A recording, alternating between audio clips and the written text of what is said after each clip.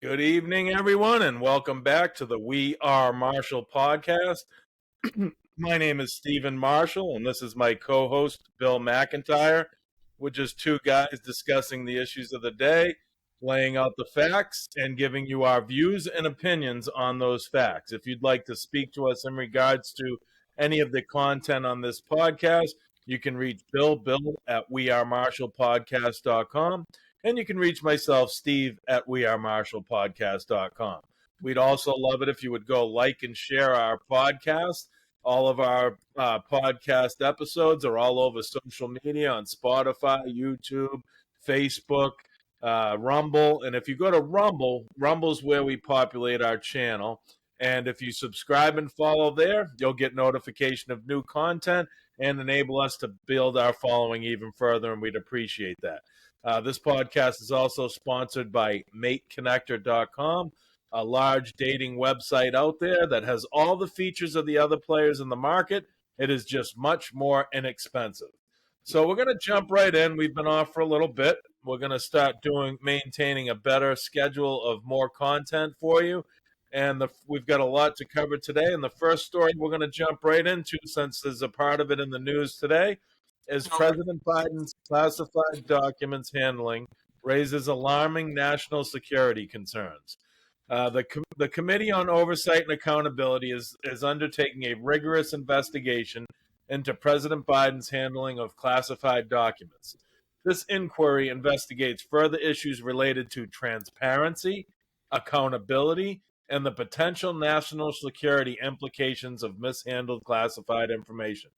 The committee's investigation has unearthed significant evidence, including compelling witness testimonies, email communications, and text messages. These materials paint a picture of the involvement of both current and former White House employees in accessing boxes containing classified documents between the years 2021 and October 2022. This evidence forms the foundation of the comprehensive investigation that is ongoing. Transparency is a cornerstone of a healthy democracy, and the committee is deeply concerned about the apparent lack of transparency surrounding President Biden's handling of classified materials. The White House's involvement in accessing these documents before November 2nd, 2022 is of particular concern. The utilization of substantial government resources to obtain these materials raised serious questions about the administration's intent. National security is paramount, and the committee is alarmed at the potential ramifications of mishandled classified documents. The nation's security could be compromised if any of these documents involve countries or individuals with financial dealings connected to the Biden family. These concerns are a reason for and reminder of the importance of a thorough and diligent investigation. The Biden family's international financial ties are a focal point of the investigation. Evidence suggests that certain members of the Biden family, most notably Hunter Biden, may have accumulated substantial funds from foreign individuals and entities. Notably, these financial transactions occurred while President Biden was in public office, further intensifying the need to scrutinize the handling of classified documents. The investigation is motivated by the need to understand whether limitations or scoping restrictions were placed during the interviews with President Biden. This consideration is vital, as it could impact their ability to investigate evidence linking President Biden to problematic foreign payments. The committee raises critical questions about why President Biden retained specific classified documents. Given the sensitive nature of these materials, it is necessary to comprehend the reasons behind their retention and potential significance. A significant aspect of the inquiry pertains to the White House's involvement in obtaining ostensibly personal materials that are not subject to the Presidential Records Act. In the quest for answers, James Comer requested specific information and documents from special counsel Robert Hur. Robert Hur is the special counsel investigating Biden on these classified documents. Information including any terms, agreements, or scoping limitations related to interviews with President Biden reports and notes from interviews, lists of countries and individuals mentioned in documents with classification markings, and the classified documents themselves.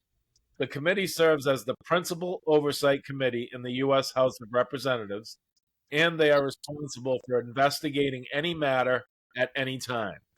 They reiterated the urgency of their inquiry and expressed anticipation of Special Counsel Robert Hur's cooperation.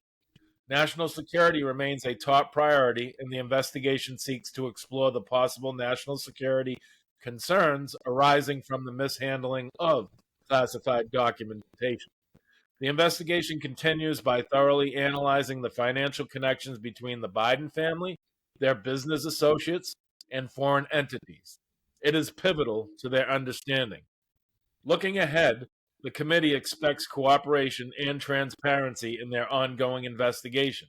They anticipate taking the next steps towards uncovering the truth behind President Biden's handling of classified documents and any potential implications for our nation's security and democracy. The bottom line in all of this information that I just laid out for you is Joe Biden was vice president. These things transpired when he was in the Senate and as vice president. I know that Trump is tied into this, and yes, we should vigorously also investigate him to see what was going on. But one thing people need to realize in this process, President Trump had access to all this. He had the right to unclassify it or declassify it. He had the means to be involved with these things, whereas Joe Biden and the Senate did not. He shouldn't have any classified documents outside of any entity. Secondly, when he was vice president, same thing. He does not have the declassification ability, and these documents shouldn't once again be outside. A president is different, but they should return anything, and it shouldn't be outside skiffs if it's a skiff thing, or any type of entity that's supposed to control or hide this information from the public or other enemies of the state. So, bottom line is, I am for fairness. My co-host will say the same thing. He wants Trump investigated on this, just like Biden, but this is looking really bad for Joe Biden. I do have another story that correlates to this, and I'll get into that in another segment. Let's just discuss this with Bill. What do you say about this, Bill? This story is just an extension of the ongoing stuff we've been talking about. But I'm glad you made that critical distinction that Trump, at least, and he's been in question, of course, for how he did it, and he made an episode, apparently, of braggadocio at Mar-a-Lago, in which he had talked about stuff that was on classified documents. The fact remains that he was president of the United States, and if he was trying to cover that stuff up, he wouldn't have brought it with him home. Okay, so I think there needs to be an overhaul, if you will, of the classified document system in general. But that's with regards to Trump. Biden, in all this time, you think he could have hired somebody with a good shredder, because the stuff that he has sitting around is in his garage, of all things, next to his beloved Corvette, is going to nothing but incriminate him. And to think that in a swanky neighborhood in Maryland, that it contains, I don't know, 15, 20, 50 boxes of documents, that some of it potentially can knock the world off its foundation. I mean, this is political stuff that can be dangerous. And I don't know if he's sloppy, if he's just so arrogant that he thought that nobody would ever even begin to challenge him, if he really didn't believe that his alleged dealings were wrong, or he's just so arrogant that he says, I dare you to challenge me on this. But in general, the whole issue of document handling is problematic. I don't think the president should be able to walk out. I mean, I wasn't able to walk out with a friends list. I mean, a dealer list when I left the finance company. I couldn't just say, I want a list of all my customers so I can go start my own company and take them with me. That wouldn't be allowed. And there was no national security implications of any kind with something like that. So this is a pretty straightforward story. I think they're turning up the heat, the screws a little bit. And I think it's interesting that Joe says that, KJP, of course, said that the president is asking for a little bit of a break right now, time-wise, because he's, busy trying to put the fires out all over the world, especially Hamas and Israel. And that's ridiculous because this happened when he was in the Senate and it happened when he was vice president. We're talking years ago. I mean, he was vice president in 2008. I don't even know what he's doing or why he's doing it. And if you can illustrate that for me, I would think that would be great. Are there any particular documents we're talking about besides the ones that incriminate him with Hunter? No, I have not. I did not lay out any specifics as far as the documentation. We still don't know exactly what he had or which countries were involved with half the information he had. So we're going to be waiting for that. I think a big thing that you did point out, though, is that um, here's Jean Pierre speaking in regards to give Biden a break, right? Right. Did they give Donald Trump a break when he had COVID, a pandemic, rip apart this country? And that was probably a big problem why we didn't get on top of it right away, the pandemic, because they were too busy trying to find Russia, which ended up being nothing. So honestly, Joe, at this point, I am all for fairness. And unfortunately, the way your people have laid fairness, they should vigorously pursue you for everything. I don't care what's on your plate, what you're dealing with. Too bad, buddy. I'm for fair. You did the same thing to Trump. I'm not a fan of Trump, but I'm a fan of fairness. So the people should be coming at you with this investigation vigorously. I don't care what you're dealing with. This is the job, okay? I mean, this is one more reason why Joe is not the man for the job, okay? I'm not going to get anything negative or critical of the man or his politics, anybody to be president, but he's a very advanced 81. There's stories about him taking, a work day that would, let's just talk about his predecessor, a work day that would just make Trump laugh. I mean, Trump, he was up at 5 a.m., 4:30 a.m., going by 6, and he sitting on a tarmac at 3 a.m. waiting for a soldier's remains to come home. The guy was an animal. And Joe is alleged to have short work days, frequent naps. A lot of people handle stuff that only if he has to be there is he going to these different things. And he's way out of his league with this job. And that just further confounds the question: is he arrogant? Is he challenging people to call him because he feels that with a Democratic machine behind him, he's untouchable? Or is he just stupid? I hate to put it in such a lowbrow term, but I mean, this guy has had enough time to get rid of anything that can incriminate him, and they're finding this stuff, and it's going to be his demise. It really is. And my opinion is it's just arrogance. He believes that he has been in the power part of this country for his whole life. So what are you going to do to me? I'm more powerful than you. I feel that's why I threw it out there as an option. Yeah, because arrogance is definitely a real option with him. Yeah. Yep, absolutely. So he is the swamp. Look at how long he's been in politics. 1973, 50-something years. Yeah, that's too much for anybody. Politics should not be a career. End of story there. But we got still plenty to cover. We're going to move on to you, Bill. You got another segment here for us. What do you got to say? Well, let's talk about Tim Scott. Okay. I'm a big fan of Tim Scott. I think if you look back in the archives of our podcast, you'll see that I made a pretty emphatic show of support for Tim Scott. I never thought of him as the most dynamic candidate, but I did think that he was a guy that if he was elected, I'd be happy with him. Sometimes, how it is, Steve, with candidates, you either love him or hate him, and sometimes you have to settle. I would settle for Tim Scott, even though I never really considered him a viable chance to be a winner. So I guess what brought him he had a pretty good launch, if you remember. Not all candidates were greeted with the fanfare that he was when he announced. He's a very well-liked and respected senator. He's going to return to his job. unscathed, maybe even a little more respected because he did handle himself with dignity and class the entire campaign. I think that despite the fact he never had a chance to win, he was one of those guys that made the race. Uh, I hate the sound. I don't want to build this up too much. The fact is, he brought some class to the whole thing. He didn't ever go low in debates and all that, and he had a message of positivity. He challenged people to not make excuses. He pushed people to look at what they can accomplish and not what they need to have handed to them. And he even took on blacks in particular and challenged them, not scathed or chastised, but challenged them to not let racism be a crutch or an excuse of any kind.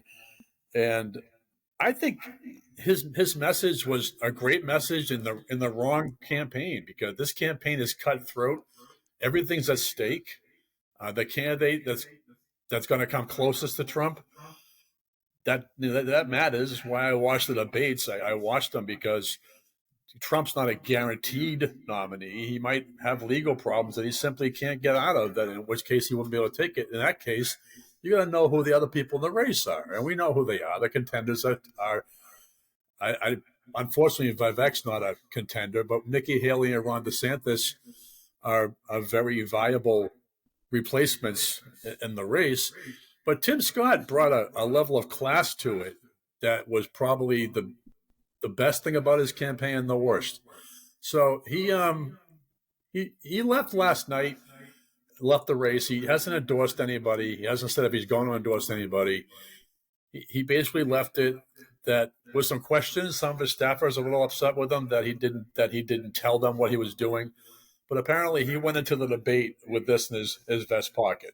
He had known that unless he gets one of those breakthrough moments, which we both talked about a couple of days ago, that he never had in the last debate or previous two, to get people to, I don't know, just show some support for him and give him a glimmer that he should be in the race or not. So his primary campaign donors were not going to give him any more money, and the Iowa caucus was his only hope, and he wasn't faring well there. So he did the right thing. He stepped out. He didn't hang around like Chris Christie is. I hate to say it, but Chris Christie is just taking up a lot of space. Oh, that wasn't very nice. He's just taking up space on the podium right now, because he thinks that he's still going to win on his I don't like Trump and I'm the only guy who can beat him message. We're past that, So I hope that Tim Scott continues to build up his political resume, and I hope he continues to maintain the positivity and maybe another election that comes up, not that it'll be any less significant or important in the history of the overall history of this country, as far as all the events that are taking place that are going to be remembered forever. I mean, he's might be a man for a different time. Well, I mean, I really like Tim Scott a lot. There's many things I agree with him on. I do like how he's breaking the barrier of the Republican Party, and showing that black people can also exist in the Republican Party. It's not the party that the Democrats paint it as. Because if you look at it, Tim Scott was up there and he was being praised on his merit, not because he was a black man. They didn't worry about that one box that he checked that he was black. No, that was up to the View. They did that for him. Yep, but I did like the fact that he spoke and he was speaking to his people and trying to show them that, look, everybody can be a Republican. It's not who you are, what you look like, and things like that. It's what you want to do. And the thing that I like that he also did is he challenged the American dream to show black people that, look, they can tell you that you're down and you're the oppressed and this and that. Well, we're not. Look at me. I have accomplished a ton. I don't mean me. I mean Tim Scott is saying that he accomplished a lot of stuff, and that the phrase that we always hear, that little black people don't get to see someone that looks like them in certain situations. Well, here you have it. You have a black man that was very articulate, smart, successful, and did a lot of good. I wish the most luck for this guy that there can be. But those moments you talk about that he didn't have, they're not working now, Bill, anyway. Because let us be honest, in the debates, Vivek Ramaswamy has had every single breakthrough moment during Memorable both, soundbite. Yep. and it's doing nothing for him because Trump is too much. Trump is the soundbite. You can't beat Trump there. That's where Trump is so big. And a podcaster that we have always says that it's sound bites and headlines. You know who I'm talking about. Oh, And yeah, absolutely. Trump populates all of them in everybody's mind. And that's why he's so successful. But then to end it, unfortunately, on this air-sucking individual is Chris Christie, you brought up. Yeah. You know, I'm not a big fan of Chris Christie, but I do have to give him his credit. The stuff he said on China and the debate the last time made me excited that there are Yeah. people in public office that are really paying attention to the things that maybe not that I'm saying, but I am saying them.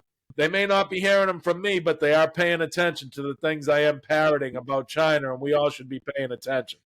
Oh, I agree, and I liked what he said too. But I just didn't get excited about it because I knew he was polling at 1% nationally. You know, it's like, yep, there's nothing to get excited with him. I'm not getting excited with him. My main thing is I hope the candidates that we can get excited about did hear what he said and know that this is true, and we need to also be parroting it. Nikki Haley, they all talked about it to a degree. I'm glad that people are recognizing it as you do, as it's not a problem down the road. It's a problem now.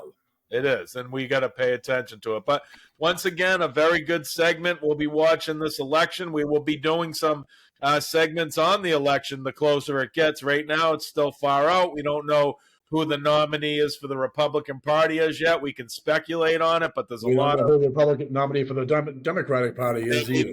Getting there too. We don't know that. There is someone that jumped in the race, but that don't mean much.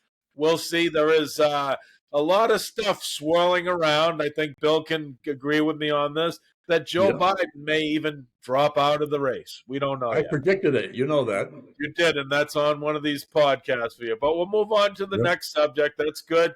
This is a We Are Marshall podcast. We'd love it if you like, share, and subscribe to our channel and each and every one of our podcasts. And do check out our sponsor, MateConnector.com. It's a very large dating site that has all the features of every other large dating website player in the market. They are just significantly cheaper than what you would pay at those. So give them a try out, see what they can do for you. This next subject I got correlates to my initial subject, Bill. And this is going to be James Comer and Jordan subpoena former White House counsel for testimony related to Biden's classified documents. So Comer and Jordan subpoenaed Dana Remus and requested transcribed interviews from others. House Oversight Committee Chairman James Comer and House Judiciary Committee Chairman Jim Jordan subpoenaed former White House counsel Dana Remus to appear for a deposition and requested transcribed interviews from several other officials with knowledge of President Biden's alleged improper retention of classified records. Comer and Jordan subpoenaed Remus Monday. Comer, a Republican from Kentucky, first requested she appear for a transcribed interview before the House Oversight Committee in May. That request came after the panel obtained information that they said contradicts important details from the White House's and President Biden's personal attorney's statement about the discovery of documents at the Penn Biden Center, including the location and security of those classified documents. Comer has described Remus as a central figure in the early stages of coordinating the packing and moving of boxes that were later found to contain classified materials. Comer in May said Remus could be a witness with potentially unique knowledge about the matter.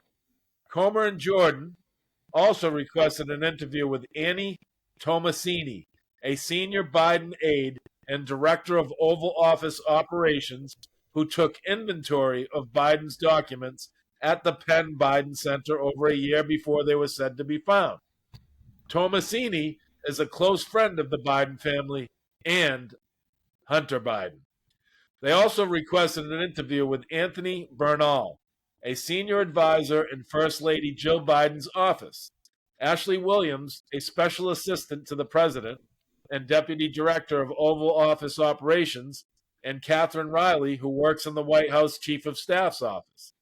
House Republicans identified Remus, Bernal, Williams, and Tomasini, and an unknown staffer, in addition to Kathy Chung, a top aide to Defense Secretary Lloyd Austin, as individuals who made multiple visits to the Penn Biden Center and were involved with the retrieval of boxes of documents and materials ahead of early November 2022, which was when Biden's personal attorneys unexpectedly discovered Obama-Biden documents in a locked closet at the Biden think tank.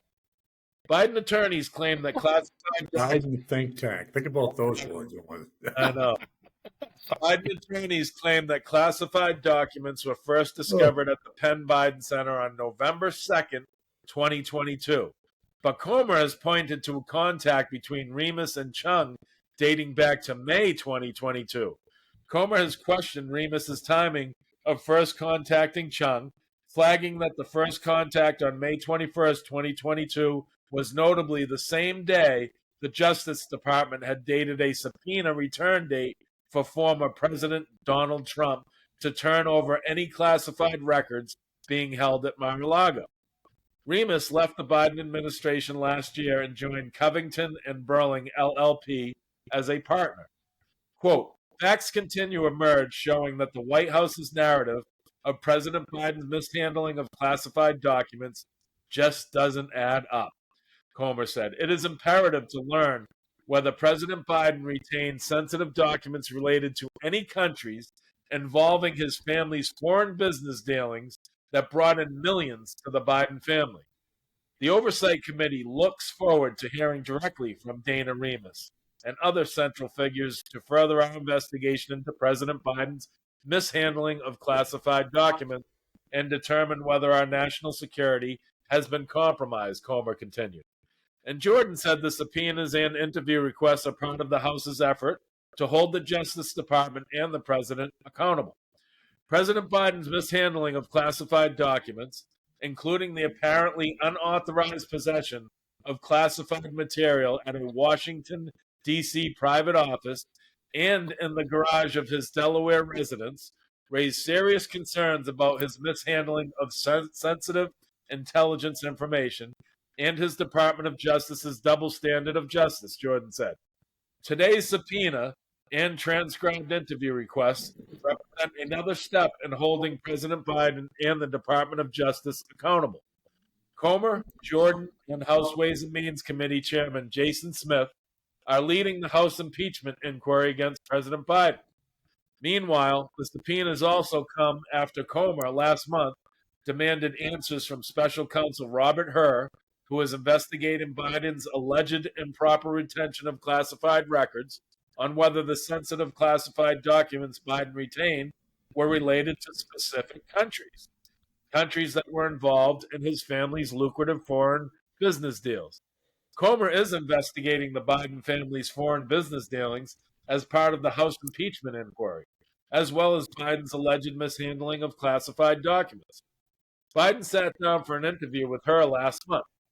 As we have said from the beginning, the president and the White House are cooperating with this investigation, and as it has been appropriate, we have provided relevant updates publicly, being as transparent as we can, consistent with protecting and preserving the integrity of the investigation, White House spokesperson for investigations Ian Sam said after the president's interview with special counsel. Now, to me, when this is getting to this point, Bill, it looks like they got some. Okay, they're putting in a timeline of when Remus and these folks had a first contact with these documents. Now, anybody out there that's being naive and saying that they didn't know, they just found them, is just completely ludicrous. There is no way in hell that there was classified documents sitting out there somewhere that no one knew about. Of course they did. They know they can get a truck backed out to the driveway, beep, beep, beep, and somebody loaded them into the garage, okay? Exactly. Someone having these documents, and they very well know this. So if you're going to be naive and think that they didn't know this, that's crazy. So what do you say about this going on, Bill, as attached to my previous story that looked at the timeline of I think naive isn't the word. I think denial is the word. This is what we talked about. We talked about the dug-in politics of um of the loyalists. Okay, you and I are always quick to point out that everything we accuse the Democrats of doing, the Republicans are guilty of as well. Okay, they're all politics. They are. There's no. That's why we're both independents, because we dislike things about both parties. Leanings are one thing, but party identification and party loyalty is another. And the party loyalty is what kills me, because I know people, otherwise reasonable people, friends. Like, I do have friends who I can talk with, and they know my leanings, and I know theirs, and we're still friends. That does still exist, by the way, people. There is still some of that left, but to a large degree, this country is very evenly split upon ideological lines, and those ideologies fall into either the Democrat or the Republican Party. Okay, so I'm as offended by Donald Trump's handling of his documents as I am by Joe Biden's. Okay, Donald Trump is no angel here. Donald Trump supposedly revealed an attack plan on a country that is in the news right now, Iran. They've been a rusty nail in our foot for a long time. But he bragged. He did what one of the things that people who otherwise like Donald Trump and his policies, he did something that we hated about him, and which was the arrogance, the bragging, the hey, look at me, and he is a horrible side of his personality. But having said that, he definitely has a staggering amount of stuff that he simply shouldn't have. Now back to Biden and Tomasini in particular. She did an inventory of all the documents. I wonder if anybody had the foresight to actually record that inventory so we can know it's accurate and actually do an actual comparison now to see what's still there and what isn't. But do you think that's foresight, or do you think that's planning on their part if Tomasini doesn't have that? Well, unless it was a bipartisan effort for her to document that, I can guarantee you that there's all kinds of room for culpability there. Exactly. That's what I'm right. getting. And that's what. So I'm speaking in an ideal world here, Steve. In an ideal world, Tomasini's inventory would be the benchmark, with the litmus test, if you will, the patent, or what am I looking for? The template for what they're looking for. Which I don't have a lot of hope for that.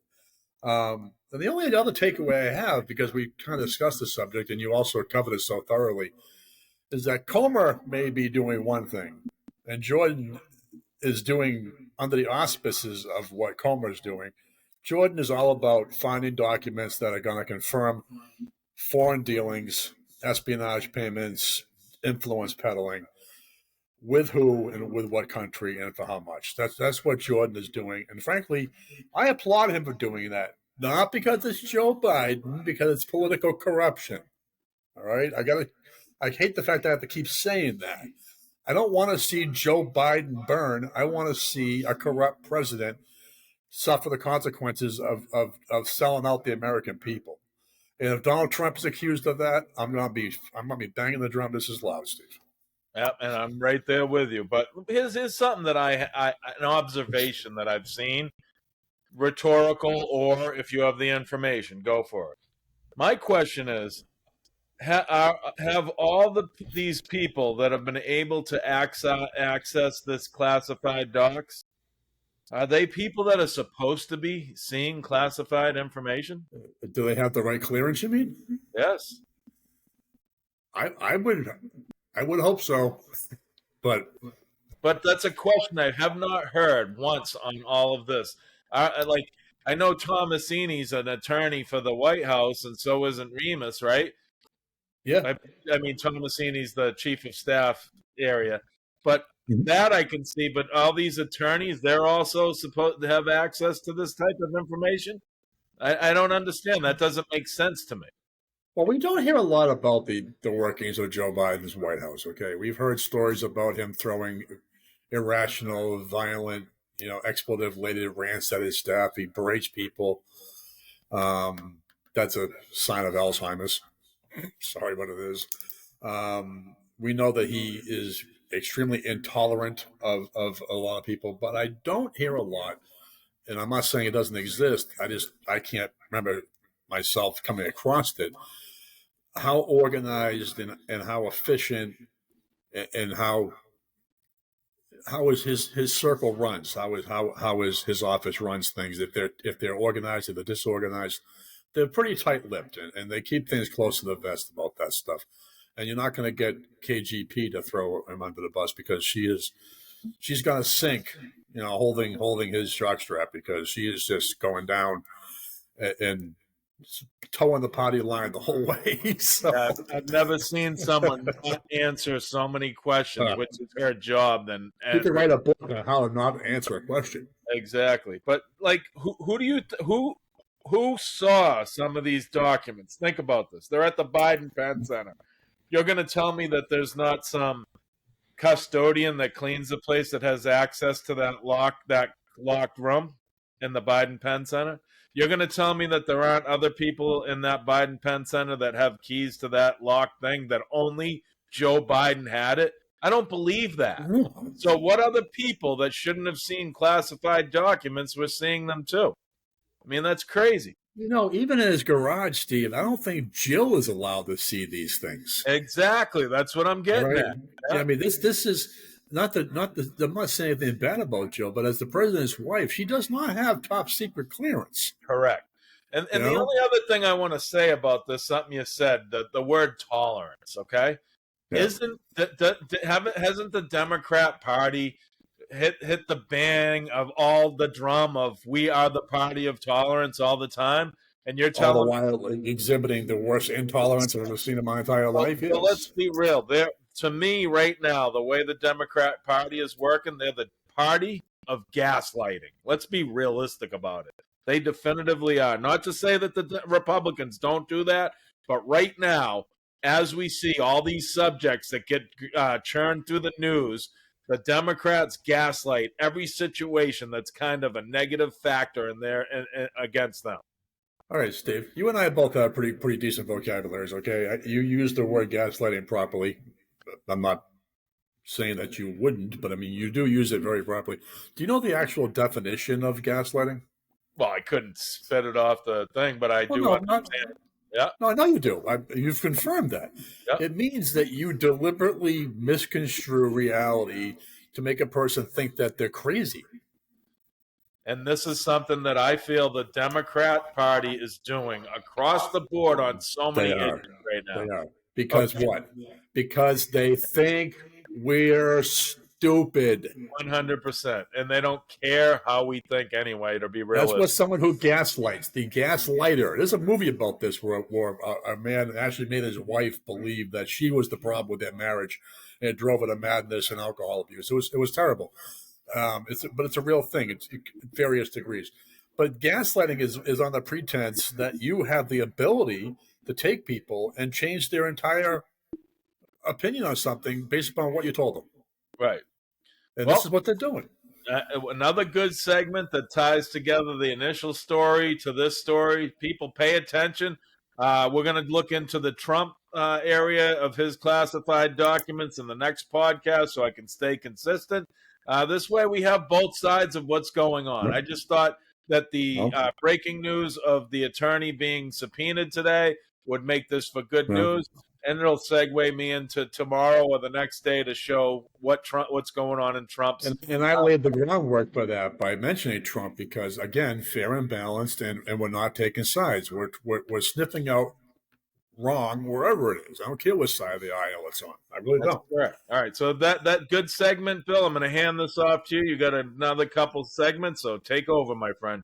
All right, Steve, I hope that you have arms on your chair because for this story, you're going to have to grab onto both of them pretty hard. Holding on tight. Oh, this story. This is we've talked a lot about the trans movement and just some of the stuff that happens and how just ludicrous it is from a perspective of common sense. This one absolutely takes the cake.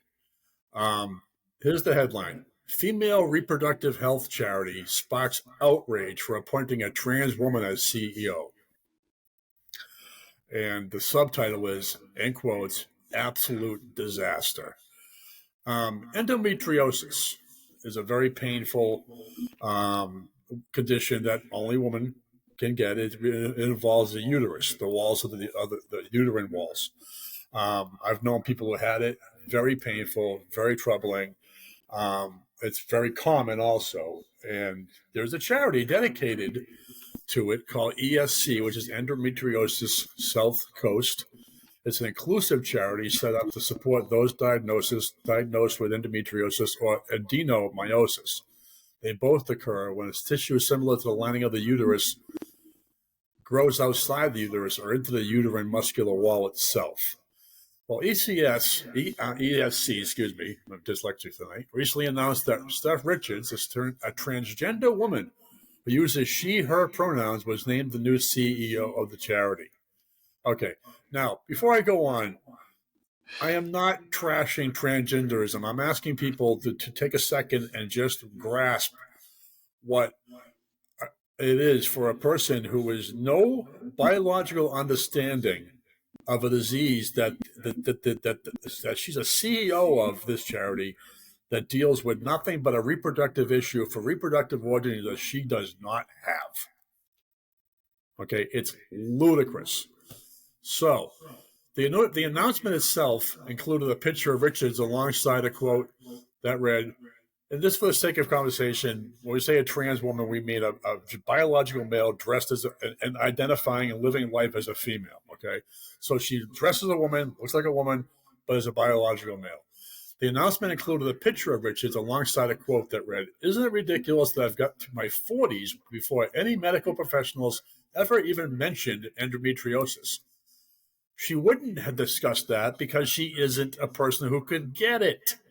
Richards describes herself as an intersectional feminist and human rights activist, previously working as Portsmouth's labor woman's and LGBTQ officer. Wow, that's a thing. On the social media platform X, Richards wrote that she was genuinely honored to be named to the position. My mission is we'd oversee the charity's everyday running, raise awareness of endometriosis and adenomyosis, and raise the profile of ESC, Richards says. She also revealed that she would advocate for health hubs, hopefully cutting wait times and reducing suffering for afflicted women. Feminism has many causes, far too many to put in one tweet. But for me, inequality in healthcare is a priority, and I will do my best to help overcome this injustice. Well, according to the Daily Mail and Redux, Richards has previously claimed that transgender people can change their biological sex a little bit. So if the statement that they could change the biological sex wasn't ludicrous enough, had to throw in the quote, "a little bit." Her appointment to the position was met with outrage from women's groups. Good. All right, I'm glad. Let Women Speak is a group. Founder Kelly J. Keene said the announcement ignored women and took issue with the language used in the ESC online post. Everyone has lost their collective mind, she told the Daily Mail.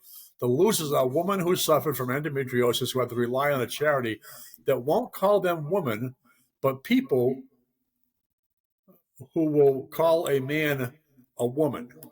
Keene also called the move by ESC an absolute disaster and an insult to women who suffer from endometriosis.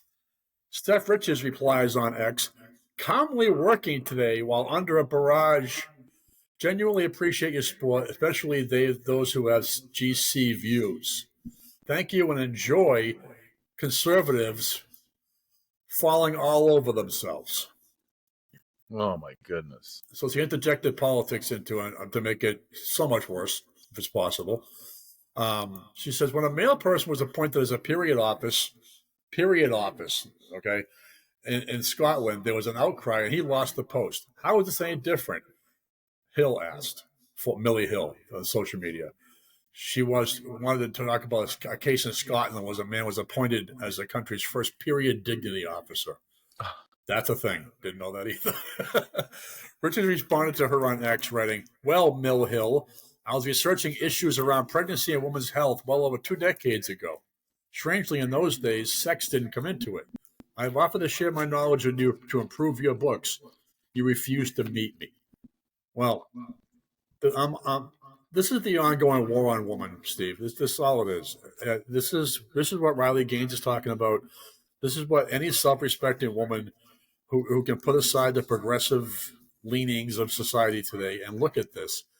This is a war on canceling women. Okay, there's so many more examples. I won't even bring in sports, in which you have New Zealand powerlifter, who a guy with facial hair just stepped in and just squashed the record. Leah Thomas and women's swimming. There's so many more things, positions, appointments, CEOs, awards. Let's just look at the International Women's Day that occurred earlier this month, okay?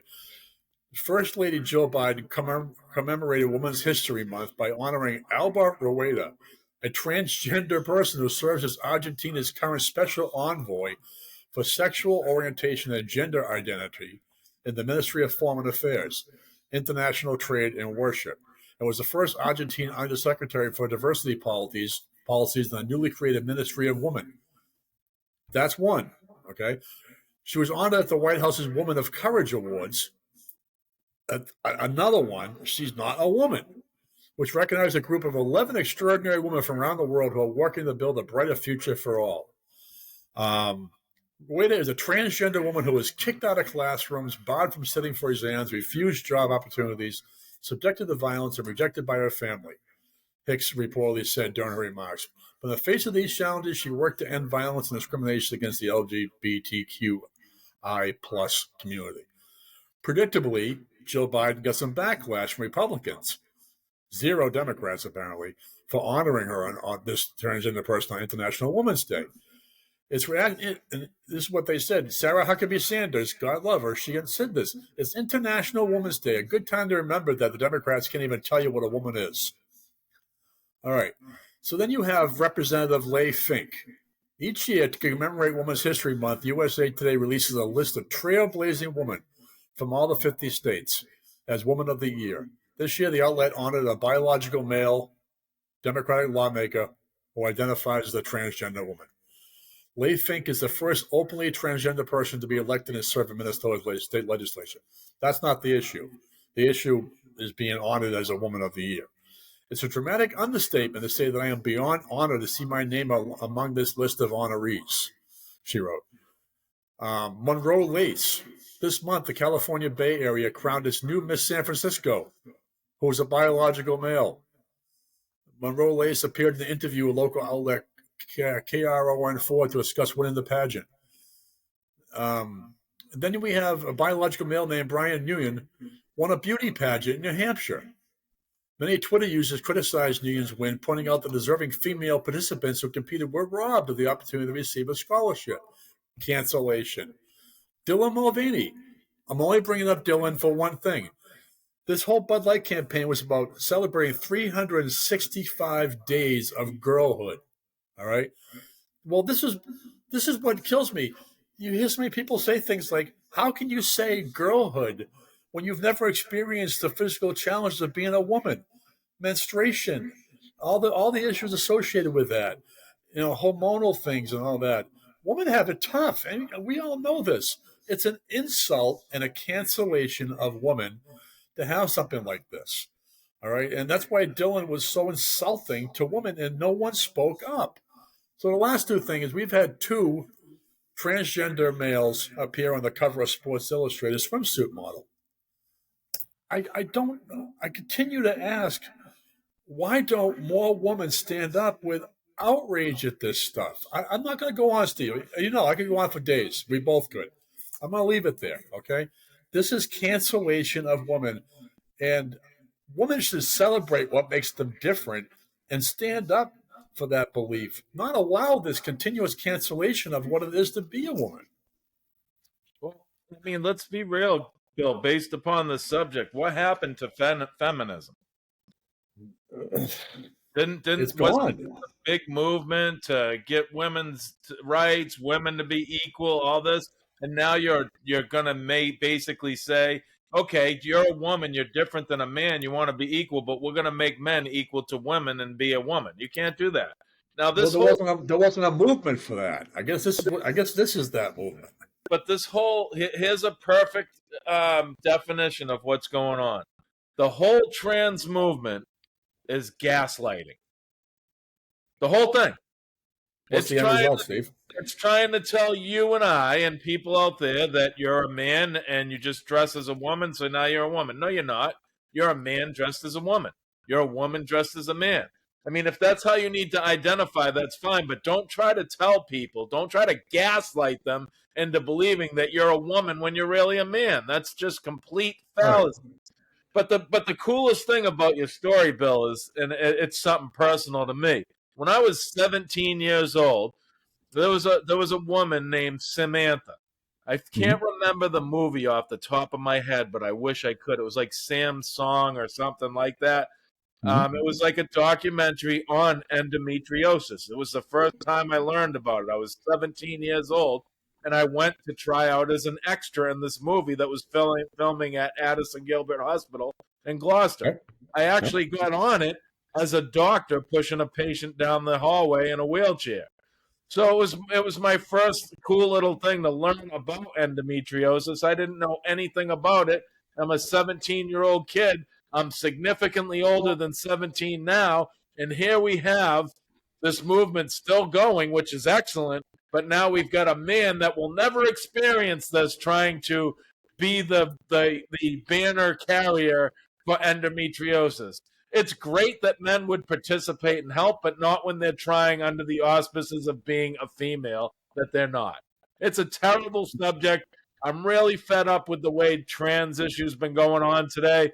We will always support you out there, no matter what you are, who you are, what you want to be, where you want to go. But when you got to try to tell the public that, hey, I'm a girl now, but you're a man, they will accept you dressed how you want and be how you want, but they're never going to look at you like you are a female because you are a male, or you are a female, or you are a female that's trying to be a male. Good for you if that's what you need for your identity, but don't gaslight the public and make them actually have to change gender stuff to suit you.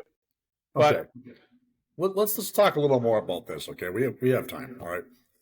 I'll keep my next segment short. We have seen congressional hearings in which otherwise level-headed senators are asking these activists to define what a woman is. 30 minutes, God knows how many millions of dollars later of taxpayer money spent, the question has been dodged so successfully that nobody remembers the question anymore. Okay, well, a person, we don't call them a woman, we call them a person capable of birth, but men are capable of birth too. No, 100% of all the children born in this world have been born to a woman. That's a fact. Okay, all right, Ben Shapiro, Matt Walsh, Charlie Kirk, they go on college campuses and they have these woke liberals stand up and tell them how they are women because they feel they are. And then they get so upset when someone says that you're mentally ill.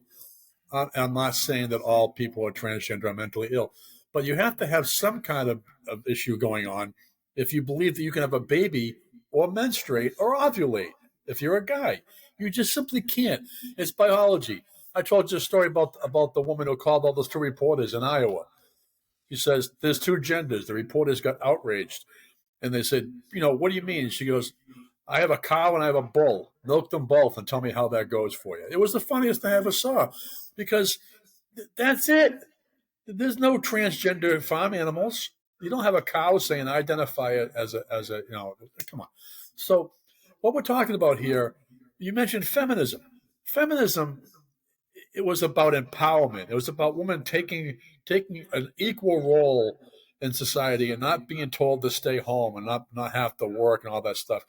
And it evolved somehow to not only being equal, which I'd like to say that things are getting a lot better in that direction. I don't think they're perfect, but they're better. As far as pay and roles and all that stuff concerned, we have very, very many powerful women in business and politics across this country and the world. When did it become that it wasn't good enough to be equal, but then all of a sudden they had to be able to do everything that men can do? That isn't necessary. Let men be men. Let woman be woman. And if you want to dress up and play with your dolls when no one's looking, that's fine. Nobody cares. But this is dangerous stuff. This is people claiming that they can do things that biology simply won't allow. And then one last thing, I'm going to be done. Merit. Steve, if you have 5 applicants to be CEO of this company, why on earth would you pick a biological male? They don't check the box. I hear you. That's how it's You know going. the answer, too. You know the answer. You should just go ahead and blurt it out. You know what I'm going with this. Yep. Wokeness, you know? Well, let's move on to your this day in history and speak about this thing that will affect and has been an effect on our migration patterns since the beginning of the U.S. time. All right.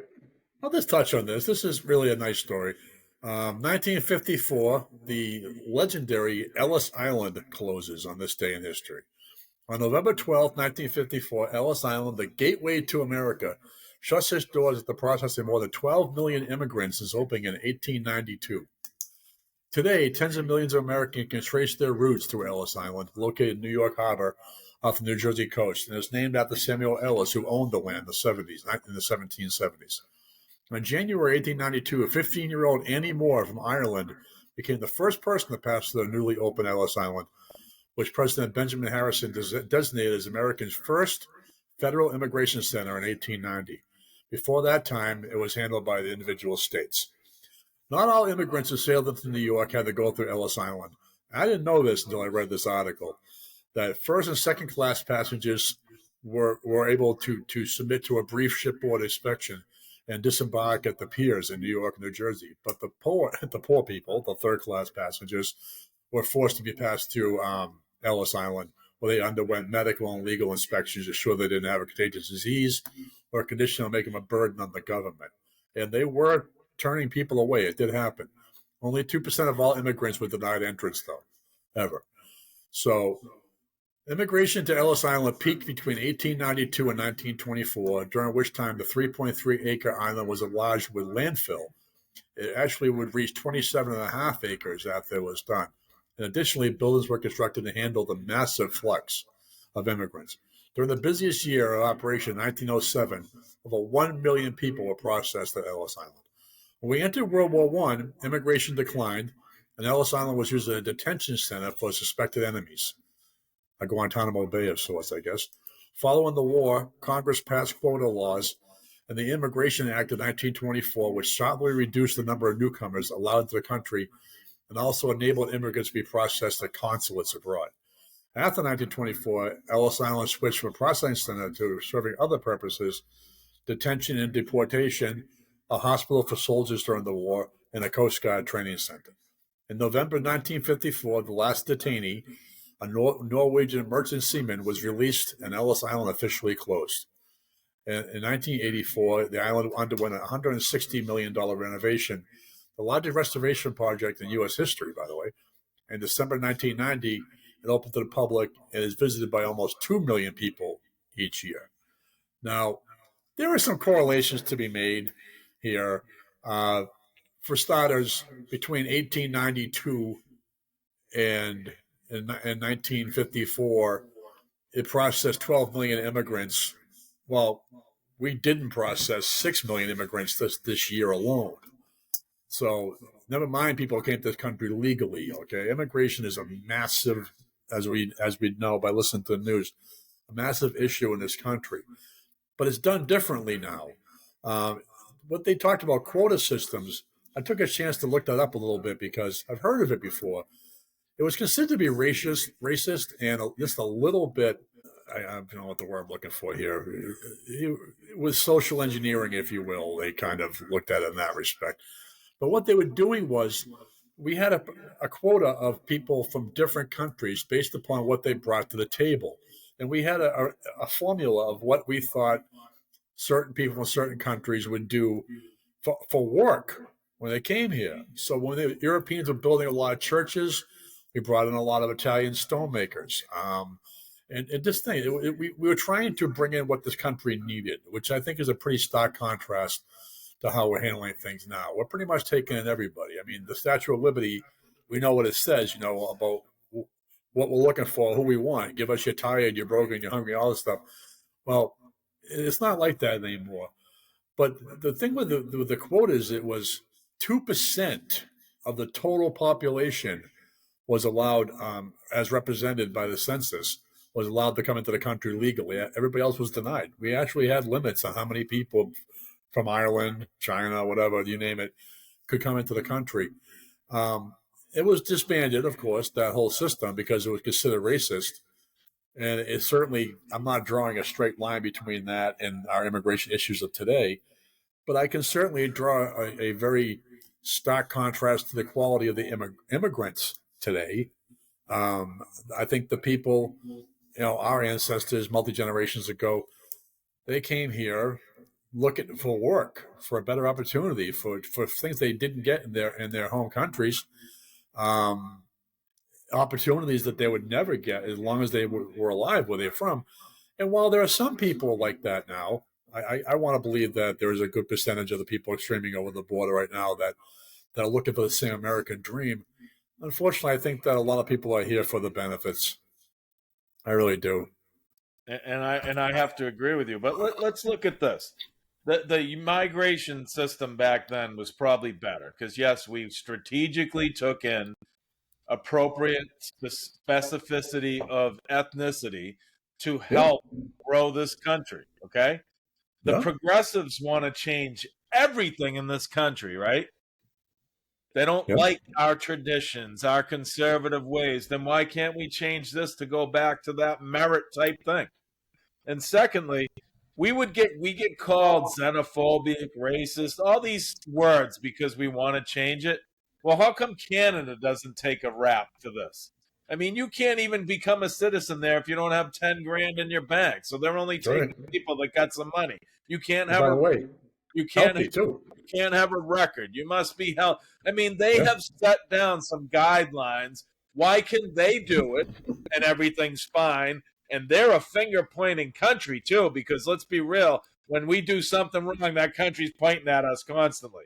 So we're always their obnoxious neighbor to the left, to the south. Well, they're doing something wrong by basically restricting people from coming there. How come we're not pointing a finger at them? It's just ludicrous. But the whole idea of protecting your country, Steve, is at the heart of all this. Okay, this is what it comes down to. You bring people in that are going to contribute and not harm. Exactly. Okay? Yeah. So you have the president of Turkey. You have the president of Jordan, the king of Jordan.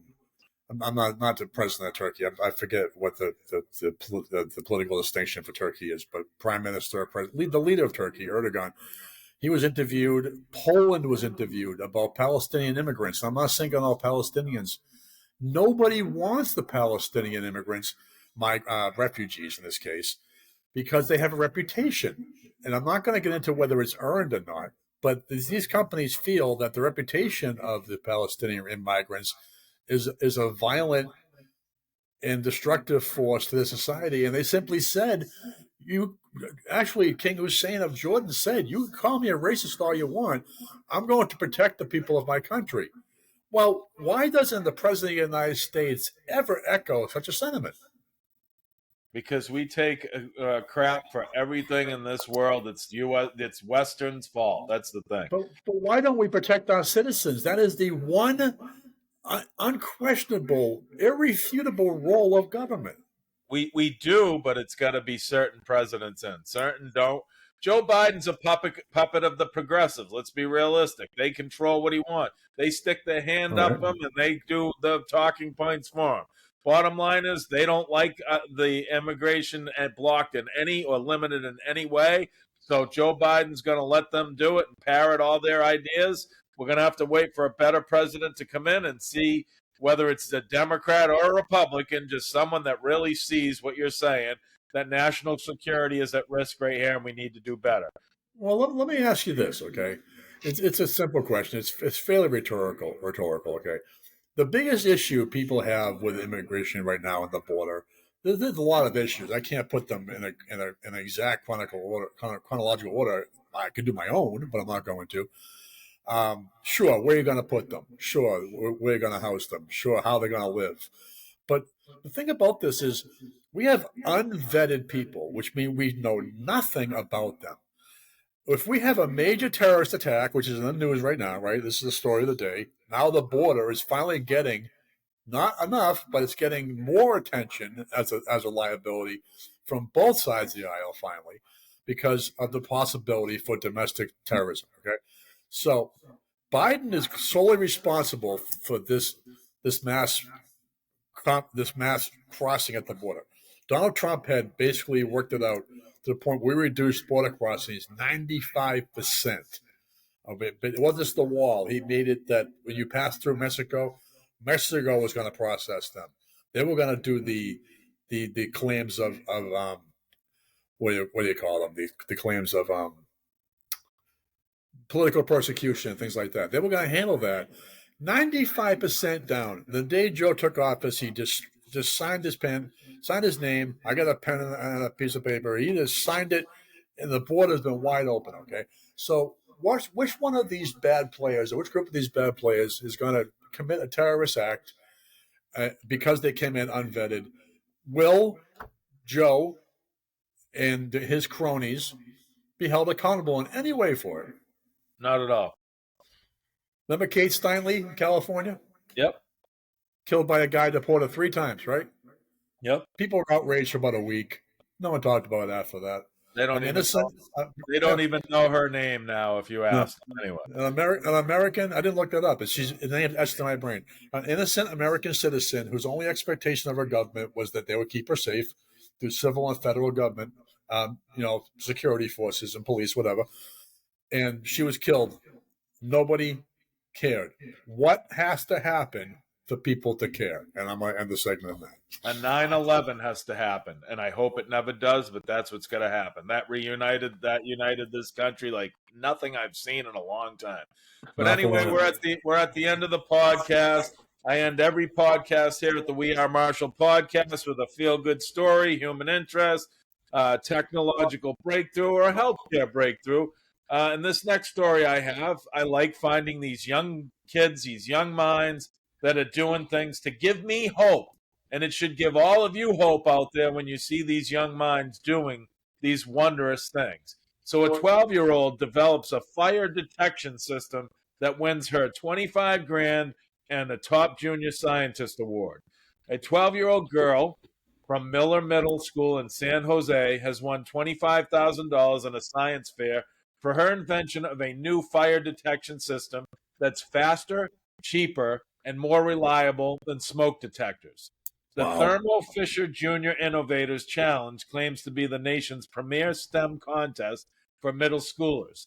And Shanna Gill won over second and third place inventions of a smartphone app that can detect certain cancers and an experimental method of generating electricity through plant cells. She beat both of those. Wow. In the summer of 2022, a fire destroyed a restaurant behind Shanna's house. That incident inspired her to create a fire detection system that involved connecting an affordable thermal camera to a compact computer. It wasn't that the restaurant didn't have smoke detectors, but as Shanna explains, that requires there to be a significant amount of smoke first, which can sometimes mean fire has already started and gotten out of control.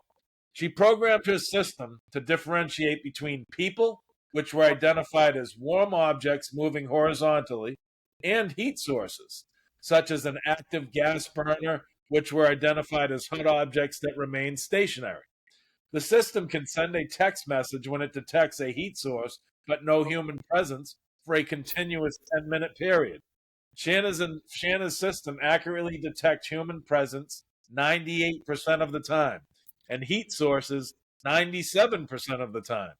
Shanna determined that the best place for the detector would be on the wall above the stove, but under the stove range. This allowed its sensors clear access to the most likely locations where a fire might start in a kitchen. After her victory, the 12-year-old has said she wants to refine the device by combining it with a smartphone application that will allow users to quickly switch over to a camera after receiving a text message so they can see if the alert is correct, as well as a higher resolution sensor, incorporating smarter algorithms, and designing the product for mass production. The Thermo Fisher JIC, a program of the Society of Sciences, reaches 65,000 middle schoolers nationwide and inspires them to follow their personal STEM passions to exciting college and career paths. The 30 finalists are counted among the nation's brightest students, with several, including China, collectively accepting more than $100,000 at tonight's award ceremony at the Kennedy Center in Washington, D.C. These stories, as I started, Bill, give me hope. They show me I have a 12-year-old daughter, and this is interesting to see where my 12-year-old daughter and how she thinks is, and what the world is, what our country has as a brain pool of youth of what it's going to do to change the world. This is fascinating stuff to me. What do you think about this? Well, I don't have a whole lot to add other than that highly impressive. I'm sure that she's gonna probably get herself set for life with this invention, and probably a few more that she's going to come up with over the course of her life. I mean, this is impressive. I mean, fire technology is something that we have an understanding of it. What we don't have is a widespread ability to make sure that enough people have protected themselves adequately against it. This might be the thing that does it. And think of smoke detectors, like describe the thing. Yeah, you got to wait. Yeah. That thing's not going to go off till the fire's probably out of control and doing things, and someone may be dead already. So this is a great invention. The fact that it beat out 2 other people, one that made an application that detects cancer, that's amazing, and another that made an application that can derive energy out of plant cells. I mean, that's how big what she's doing is. And if you look out there in the world, the applications for this, I hope she speaks to some fire experts and gets involved with that, and they really push this device and maybe make it better and more high-tech than it is. But anyway, that's the podcast for today. Good information, Bill. Loved it. Again, this is the We Are Marshall podcast. My name is Stephen Marshall. This is my co-host, Bill McIntyre. And as you folks saw, we laid out the issues of the day, stated the facts of those issues, gave you our views and opinions, and dialogued about the issues. Okay? We would love it if you went to our podcast and hit like and share all over social media, Spotify, Truth Social, Locals, Facebook. Rumble is where we possess our channel, where you can go and subscribe and follow and get notification of new content and see every one of our episodes. So go check that out and sign up and subscribe and follow for notification. And also do go check out our sponsor, who's been very good to us, MateConnector.com, a large dating website out there in the sphere of dating with all those bells and whistles, but for a much less significant price. Now, if you have any questions or issues about any podcast or this one, you can reach Bill at wearemarshallpodcast.com, and you can reach me, Steve, at wearemarshallpodcast.com. It's been good talking to you folks. We'll see you very soon. Thank you very much for listening, and good stuff, Bill. Thank you, sir. You have a good evening. You too. Okay, here. What do we got? All right.